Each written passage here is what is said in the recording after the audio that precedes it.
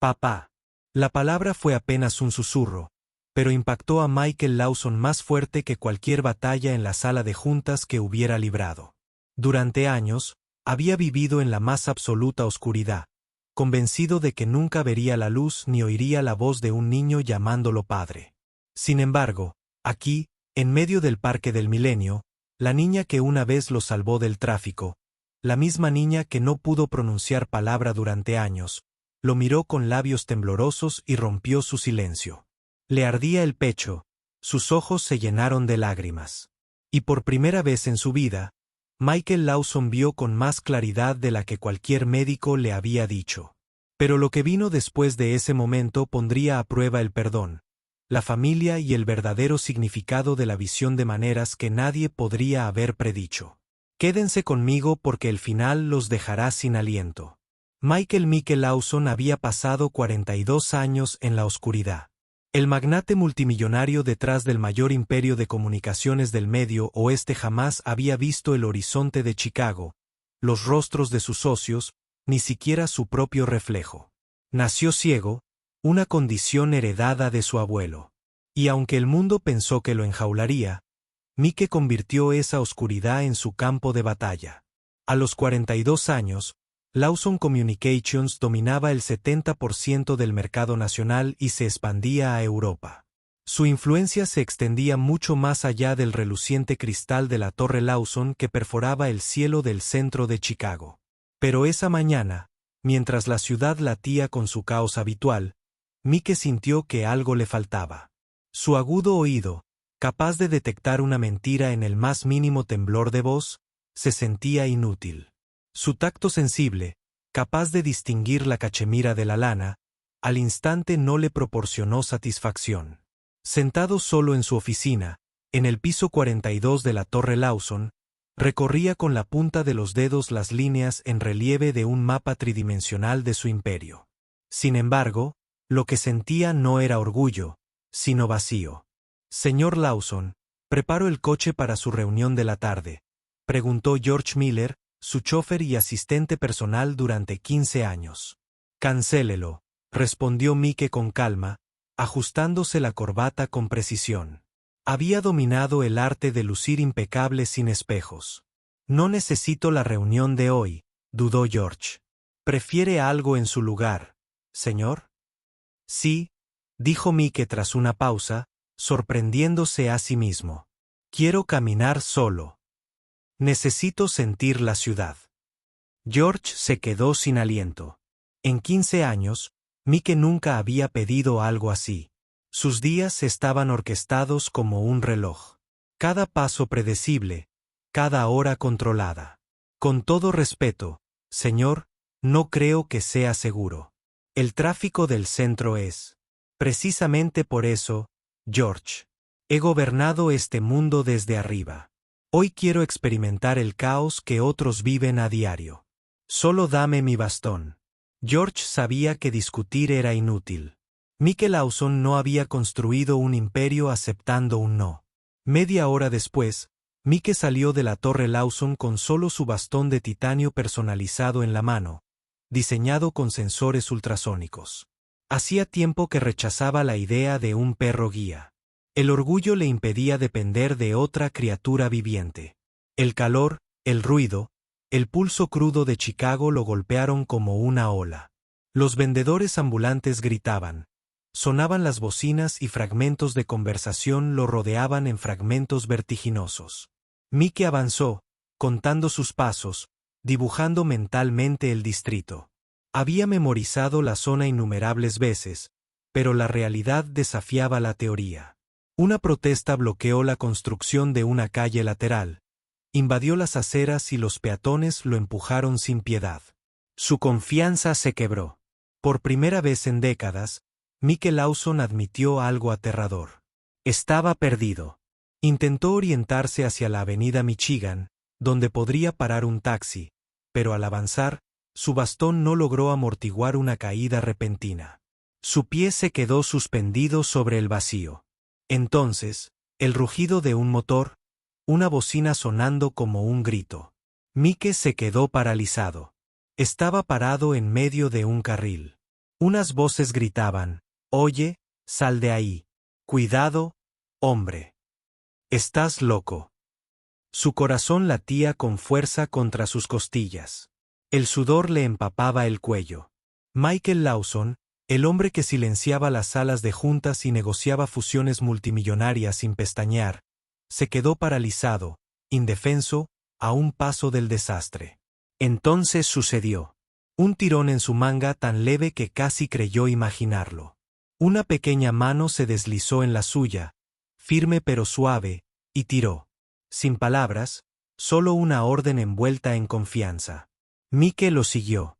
3 pasos, un giro a la izquierda, 5 más. El caos del tráfico se desvaneció, reemplazado por un aire más tranquilo y un leve olor a hierba. Llegaron a un banco. La pequeña mano lo presionó hasta que se sentó. Respirando con dificultad, Mike finalmente habló. «Me salvaste. ¿Quién eres?» No hubo respuesta. Solo el leve susurro de la tela, el aroma a cartón húmedo y algodón desgastado llegaron a su nariz. Luego, el roce de una cerilla. Mike sintió un cambio en el aire. Algo imposible se agitó en su mundo de negrura. Por primera vez en su vida, no solo hubo ausencia. Hubo perturbación. Una presencia tenue y parpadeante, como si nervios latentes en sus ojos temblaran de repente. Despertó desangrándose. Jadeó. Extendió la mano y tocó unos dedos suaves que sostenían una vela. Y allí, presionada contra sus dedos, la curva de una pequeña mejilla húmeda de lágrimas. «¿Lloras, pequeña?», susurró. La mano se sacudió en un silencioso no. No eran lágrimas de tristeza. Eran algo más. Lágrimas de asombro. El tacto experto de Mike exploró con delicadeza, encontrando rasgos delicados, un cabello enmarañado pero suave y una sonrisa frágil. Una niña de no más de 8 años. Ella presionó su mano contra su garganta. Sintió vibraciones, no palabras, un intento de hablar que nunca llegó. «No puedes hablar», comprendió Mike suavemente. «Pero me salvaste sin necesitar ni una sola palabra». En ese instante, algo en lo profundo de él se agitó. No solo la tenue chispa en sus ojos muertos, sino una chispa en su alma. Esta niña, muda y sin nombre, se había convertido en su luz. Se acercó. «Dime, Ángel, ¿cómo te llamas?».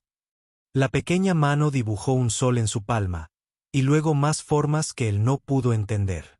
Ella sacó un trozo de papel arrugado y se lo puso en las manos.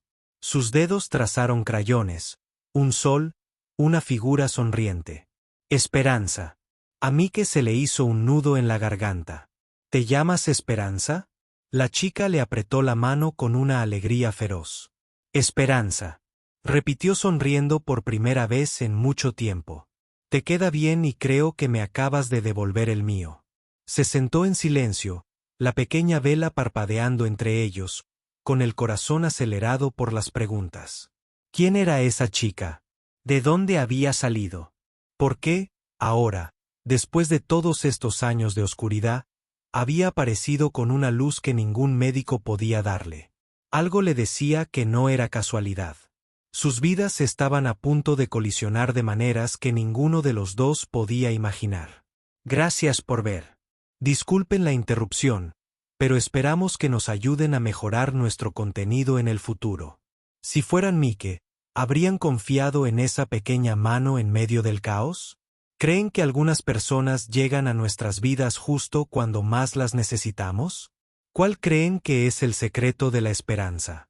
¿Por qué su presencia despierta algo? La ciencia decía que era imposible. Mike Lawson no pudo evitar la sensación de ese momento en la plaza, el tenue destello de luz que rompió la oscuridad de su vida.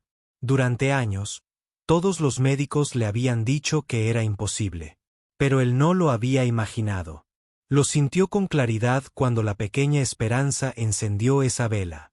A la mañana siguiente, George encontró a Mike sentado en la terraza de la Torre Lawson, sosteniendo la pequeña vela como si fuera una reliquia invaluable. Sir George le contó con cuidado lo sucedido ayer. No era seguro. Podrías haber sido George. Mike interrumpió con voz baja pero firme. Algo pasó ahí fuera. Algo que ningún médico me dijo que pudiera pasar. Sentí luz. George dudó. Había visto a su jefe luchar contra adversidades imposibles antes, pero esto era diferente. Señor, con todo respeto, tal vez fue el calor de la vela. No hubo micrófono. Sentí calor 1000 veces.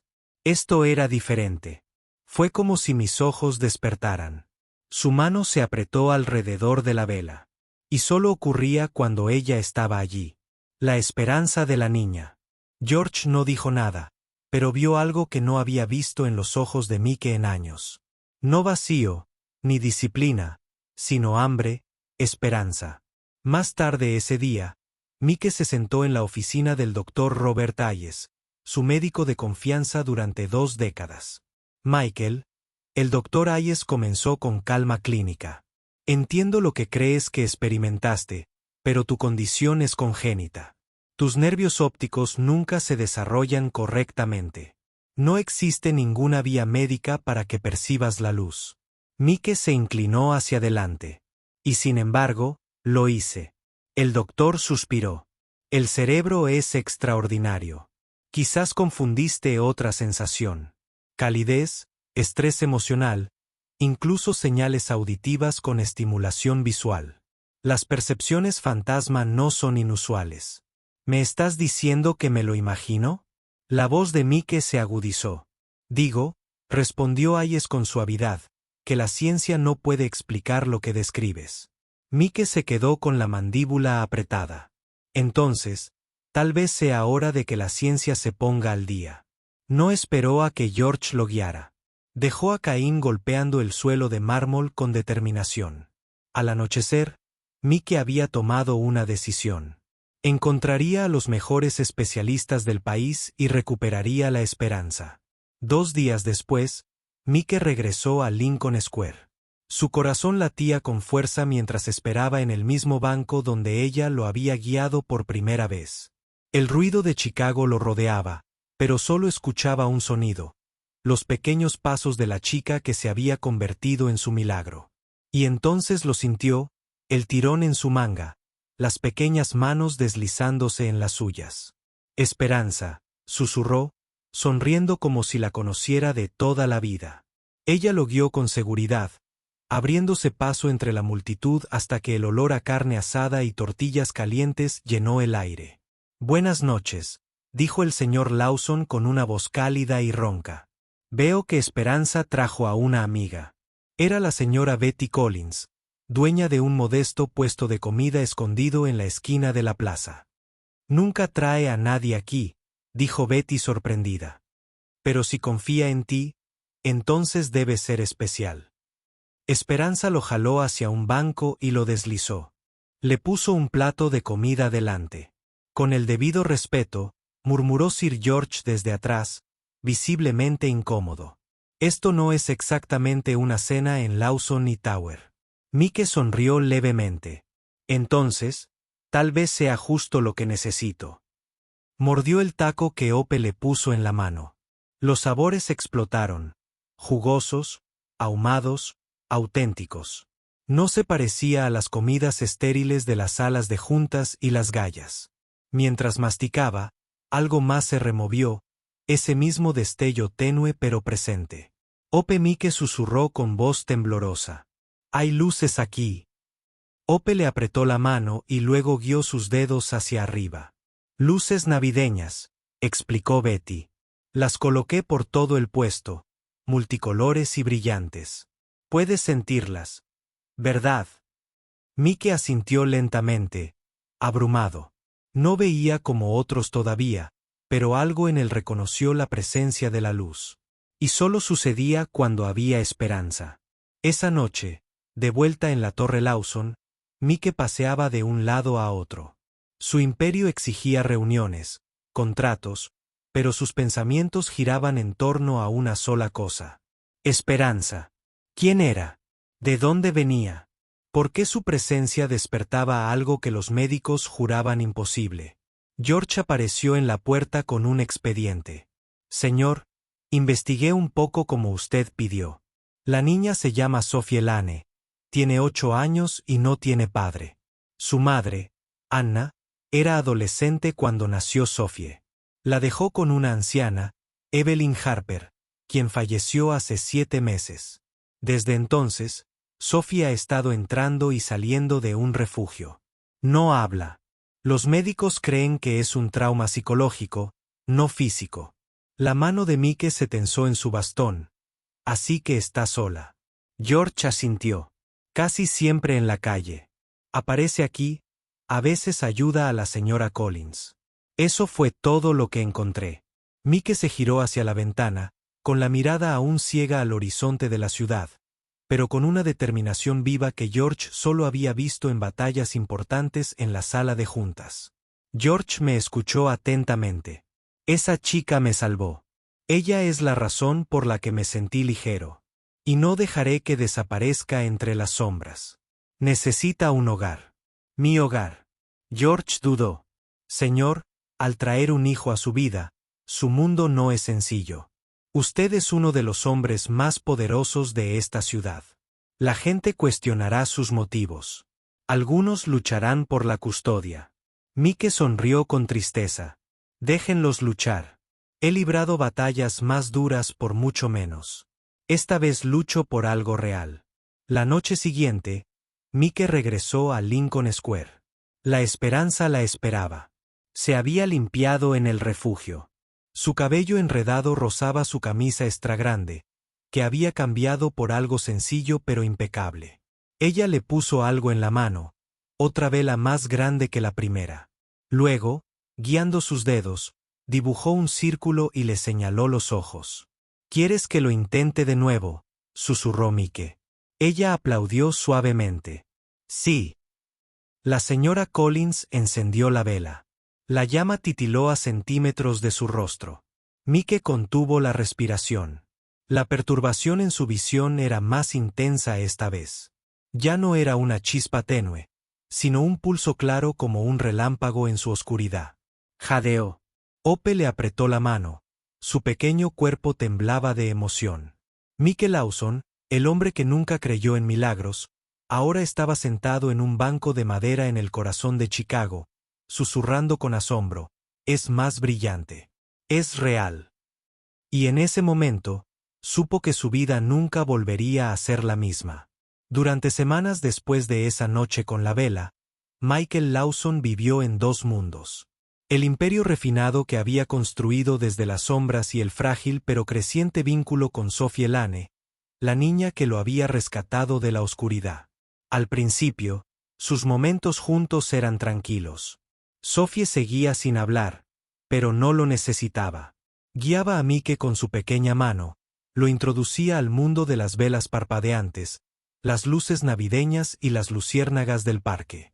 Cada vez que ocurría lo mismo, la tenue pero innegable chispa en sus ojos se intensificaba. La doctora Laura Michey, neuróloga destacada de Northwestern, estaba desconcertada. Tu cerebro está respondiendo de maneras que no podemos explicar del todo, admitió, mientras revisaba las exploraciones que mostraban una sorprendente actividad neuronal. Es como si la presencia de esta niña activara vías latentes. Francamente, Michael, esto roza lo milagroso. Pero para Mike, el milagro no fue solo el despertar de la vista. Era Sophie misma.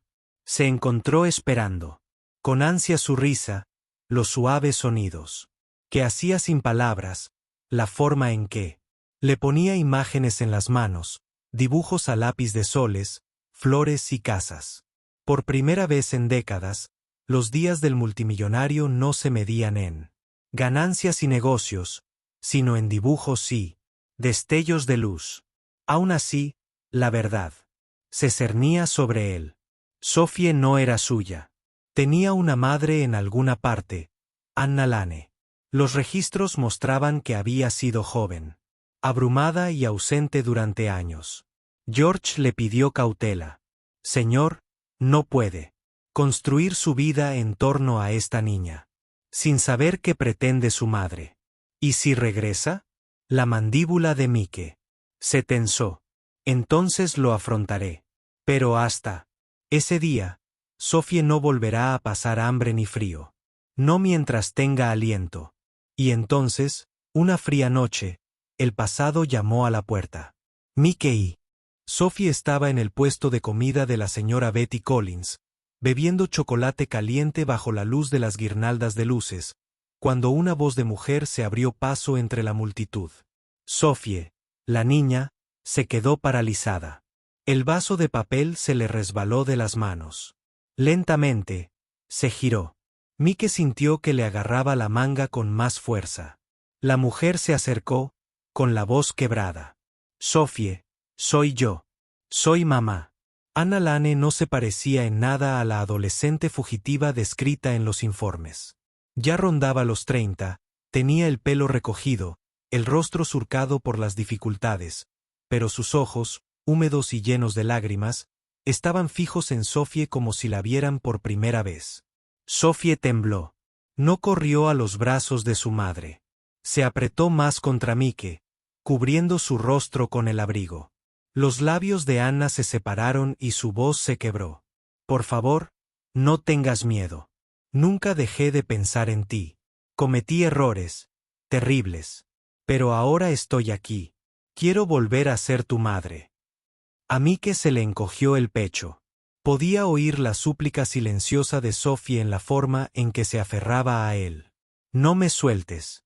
Pero también podía oír el dolor en la voz temblorosa de Anna. Anna Mike dijo en voz baja, me salvó la vida. Me dio algo que nadie más podía darme. Pero es tu hija. Tienes que demostrarle a ella, no a mí, que puede confiar en ti. Durante semanas, Anna fue a la plaza, esperando, trayendo pequeños regalos, una bufanda, un osito de peluche, un cuaderno. Sophie observaba desde detrás del brazo de Mike, sin tomarlos nunca, sin hablar. Pero poco a poco, sus paredes comenzaron a resquebrajarse. Dejó que Anna se sentara a su lado y luego dibujó a su lado.